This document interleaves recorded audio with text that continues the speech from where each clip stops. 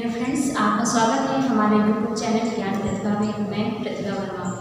आज हम UP board के छात्रों क्लास 10th पे हिंदी में काव्य खंड के में तुलसीदास द्वारा रचित वन पद पर खंड पढ़ाएंगे।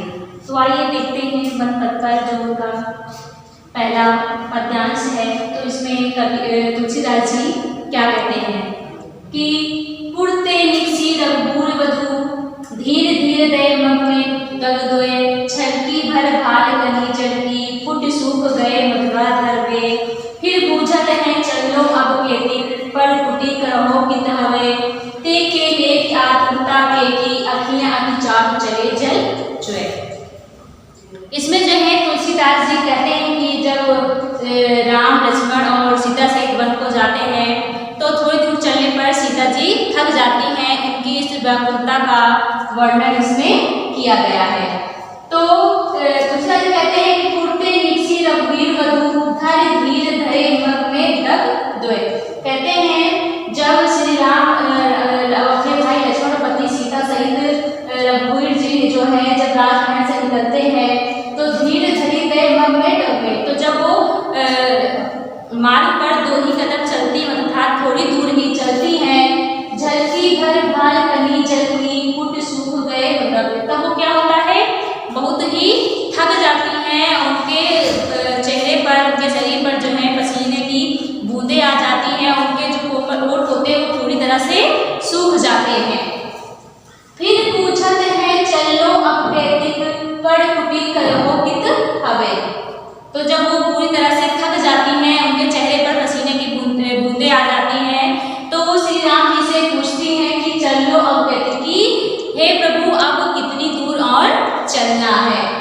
पड़ कुटी करो कितने और हमारी जो पड़ कुटी अर्थात कुटियां हैं वो कहाँ पर बनेगी अर्थात कहाँ पर होगी।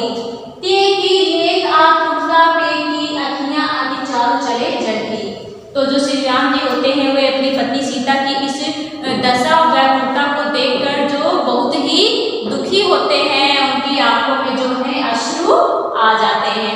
मतलब इसमें सीता जी की दशा का वर्णन करते हुए कहा गया है कि जब वे 14 वर्ष के वनवास के लिए अयोध्या से बाहर निकलते हैं, राजमहल से बाहर निकलते हैं, तो सीता जी मार्ग पर थोड़ी दूर ही चलती हैं तो उनके चेहरे पर पसीने की बूंदें आ जाती हैं। जो उनके ओठ होते हैं पूरी तरह से सूख जाते हैं। तो जो है अपने पति से कहती हैं कि हे स्वामी अभी हमें कितनी दूर और चलना है, जो हमारी पड़ कुटी है वो कहाँ पर होगी। उनकी इस व्याकुलता इस दशा को देखकर जो श्री राम जी होते हैं वो बहुत ही दुखी होते हैं, बहुत ही दुखी होते हैं। उनके जो आंखें हैं वो आंसुओं से भीग जाती हैं। वो सोचते हैं कि कहाँ राजमहल की सुख भोगने वाली रानी आज उनकी क्या दशा है। जल को गए लखन है लड़का पलकों पे छाधरी हमें ठारे पोच पसेरु बयान करो अरुपाएं पखारो भूहर ठारे तुलसी रघुवीर प्रिया समझान के बैठ बिलम लो कटंक जानकी नाम को नेक रखियो बुलंद को तलवार विलोचन बारे। इसमें तुलसीदास जी ने सीता की व्याकुलता और श्री राम के प्रति उनके प्रेम का वर्णन किया गया है। तो इसमें तुलसीदास जी कहते हैं कि जब लक्ष्मण जो है पानी लेने सीता जी प्यास से बहुत व्याकुल होती हैं तो लक्ष्मण जी जो है जल को गए लखन लड़का। तो लक्ष्मण जी क्या होते हैं वो पानी लेने के लिए चले जाते हैं। परिखों पे छात धरी खबर डाले। तो जो सीता जी होती है वो श्री राम से कहते हैं कि जब तक लक्ष्मण जो है वापस नहीं आते हैं तब तक हम थोड़ी देर छांव में चलकर उनकी प्रतीक्षा करते हैं। पोच पसेव बयान करो अरुपाएं पकारो भूहर ठारो।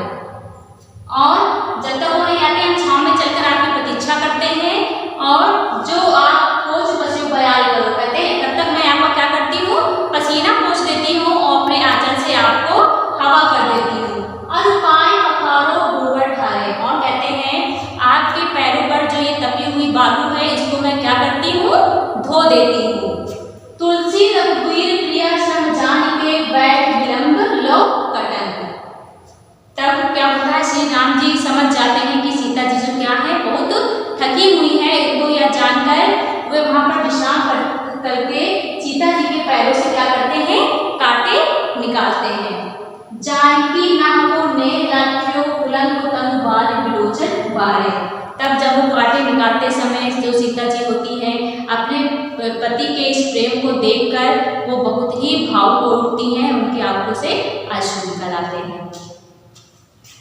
एक बार फिर से देख लीजिए कि जब सीता जी वन को जाती हैं तो रास्ते में उन्हें प्यास लग जाती है, तो लक्ष्मण जी जो है पानी लेने के लिए चले जाते हैं।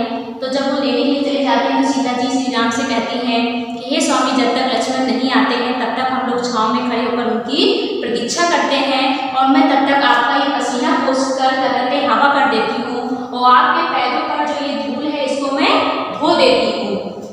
इतना कहने पर श्री राम जी समझ जाते हैं कि जो सीता जी हैं वो बहुत ही थक गई हैं और विश्राम करना चाहती हैं। इतना कहने के बाद वो उनके पैर से क्या करते हैं, विलम विलम गटक क्या निकालने लगते हैं, उनके पैर से कांटे निकालने लगते हैं। तो जब वो कांटे निकालने लगते हैं तो सीता जी उनके इस प्रेम को देखकर बहुत ही भावुक हो उठती हैं। इसी चीज का वर्णन तुलसीदास जी ने किया है। रानी मैं जानी अनजानी, महाकवि पावन तो कठोर हियो है, राजो पाज आकाश न जाने, कवि त्यो को जिन कान कियो है, ऐसी मनोहर मूरत ये बिछड़े कैसे प्रीतम लोग जिए हैं, आखिर में सखी रखबे जो इन्हें की मैं वनवास दियो है। इसमें जो है तुलसीदास जी ने रानी कैकेयी और राजा दशरथ के कठोर हृदय का वर्णन किया है।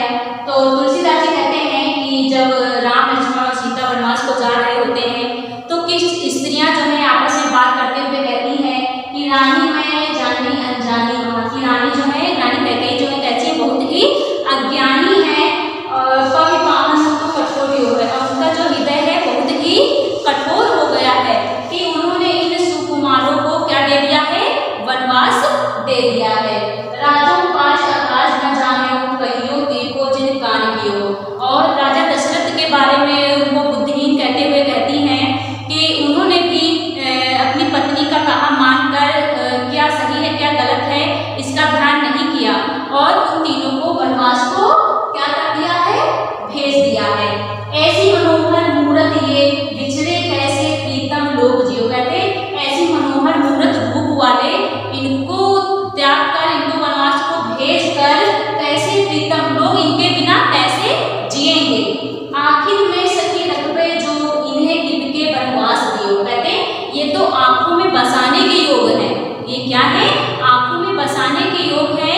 इन्हें किस कारण वनवास दे दिया गया है, इन्हें वनवास क्यों दिया गया है।